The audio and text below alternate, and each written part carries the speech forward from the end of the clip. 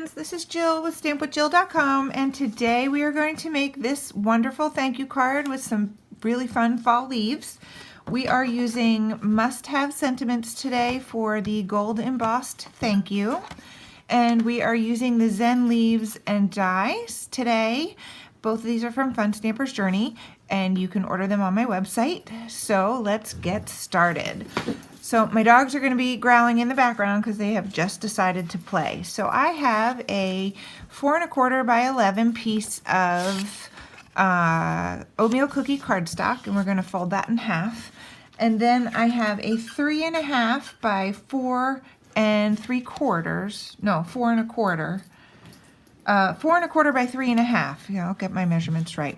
And this is the corrugated cardstock, so you can see it has these really awesome ridges. So we are going to go ahead and tape this down. And since it curls just a little bit, I am going to put a little extra tape on there. So we're going to go ahead and line that up right in the center, like that.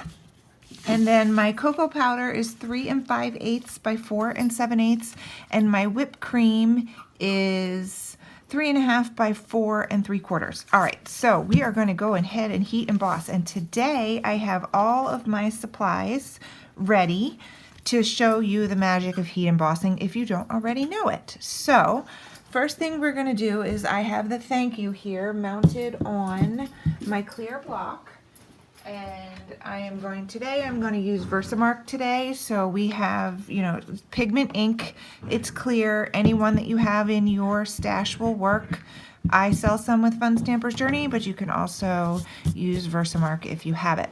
So I am going to stamp this towards the bottom. And you're not going to be able to see it because it's clear ink. And then I am going to put the gold embossing powder on. And if you have seen a couple of my videos, you know that I store them in these Gladwares. If you can see the label right there, I make a little label so I know what it is. And then I have these little ice cream store spoons, or a regular plastic spoon will work. And I just put the paper over top, and then you just tap it on the side back in. So now we're ready to heat emboss. I'm going to move a few things because when I heat emboss on I have a plastic table. I mean, it looks like wood, but underneath here is a plastic table. And I don't want to melt it with my heat gun because it gets really hot. So you can see I have a little bit of embossing powder dust on here. So I am just going to take this little paintbrush and brush off the little bits of extra. And then I can put that away. All right, so I want to say like 10 years ago, I bought this silicone mat, and it's really thin, and it looks like this, and it's shiny, and nothing sticks to it, and it's really awesome for heating on a regular table. I have no idea where I got it. I'm sure if I started looking for it, I can find it, so if I find the link, I will eventually put it up. So I have my heat tool here, and what we're going to do is we are going to heat emboss. So I'm going to zoom in just a little bit so you can see that there's just some powder on there. And now it's going to get a little noisy because it's going to sound like a hairdryer, but when we heat it up, you'll be able to see how it melts.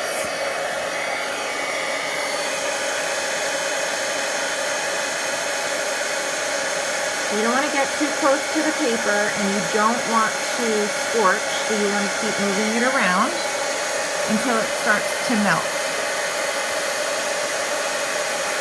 And there it goes. Can you see I don't know if you can see it changing, but on the screen it looks like it's getting a little darker, but it's actually melting and turning gold.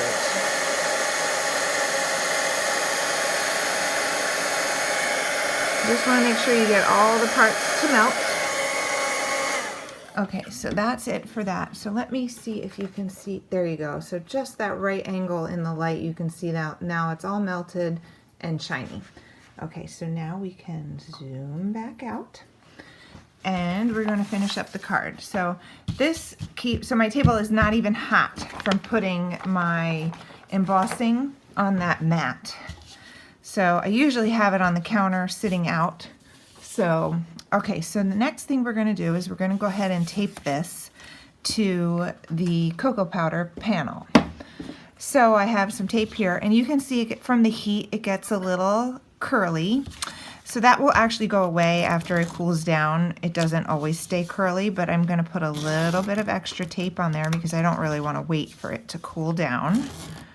So I'm going to just put it on all four sides, and then we have this ready to just line right up. It's about 1/8 of an inch all the way around. Okay, so then I'm going to go ahead and attach this with some foam squares to my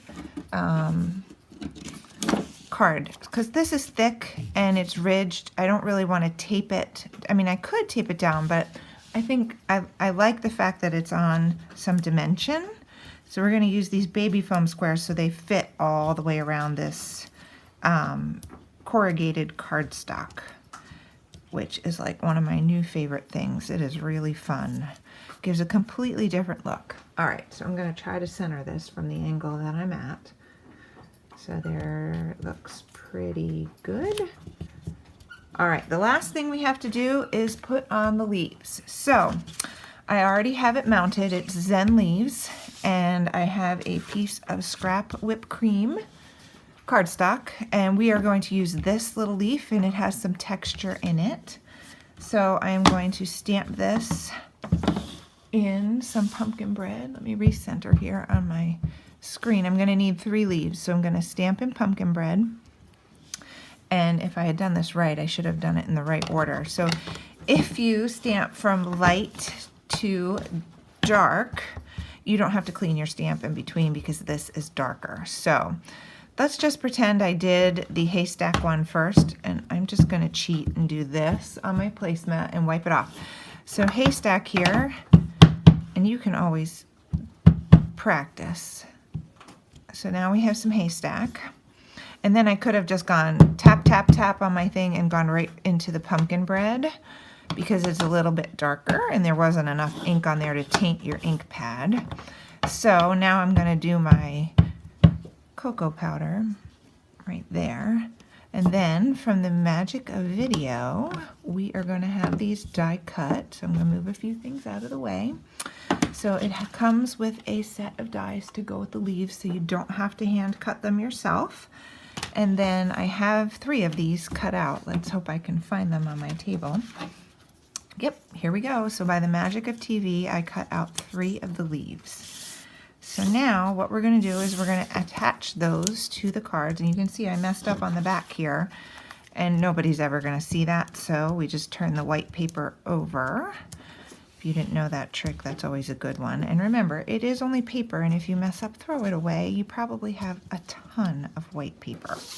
All right, so now what we're going to do is I like to center this guy first. Okay, there, all the little backings are off. So I want the dark one in the middle, and I want it to go down the center like that.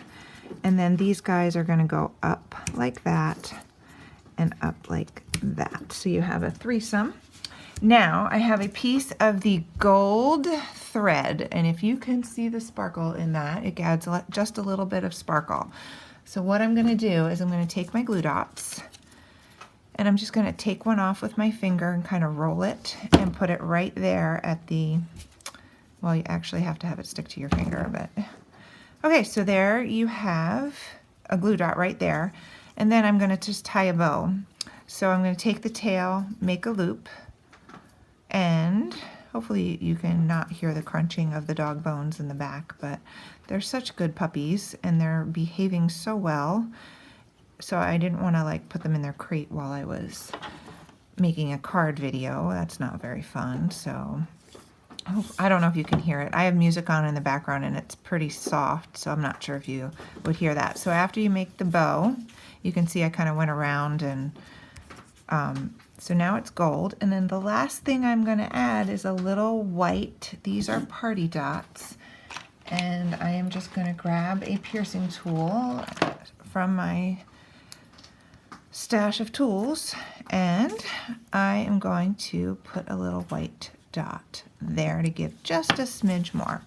So that gold is really picks up with the gold twine, and there you have your fall card. Thanks so much for joining me today.